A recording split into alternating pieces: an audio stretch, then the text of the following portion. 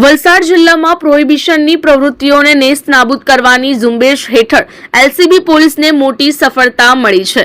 Mumbai Surat highway પર પારડીના બગવાડા ટોલનાકા પાસે watch ગોઠવી પોલીસે ₹26.23 લાખથી વધુની કિંમતનો મુદ્દામાલ જપ્ત કર્યો છે।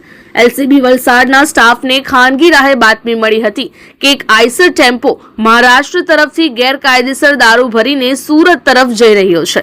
બાતમીના આધારે પોલીસે ટેમ્પોને અટકાવતા ચાલક મોહમ્મદ પરવેઝે અંદર ઇલેક્ટ્રિક સામાન હોવાનું જણાવી ખોટા બિલ રજૂ કર્યા હતા। જો કે ઝીણવટભરી તપાસ કરતા અંદરથી વિદેશી દારૂની 8,904 બોટલ જેની કિંમત ₹16.18 લાખ મળી આવી હતી। પોલીસે ₹10 લાખનો ટેમ્પો, દારૂનો જથ્થો અને મોબાઈલ મળીને કુલ ₹26,23,272નો મુદ્દામાલ કબજે કર્યો છે।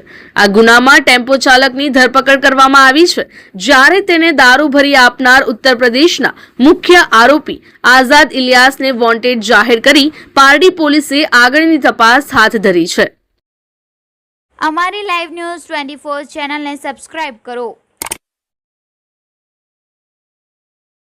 બેલ આઇકોન દબાવો જેથી આવનાર ન્યૂઝ અપડેટ્સની નોટિફિકેશન આપ સુધી સૌથી પહેલા પહોંચે।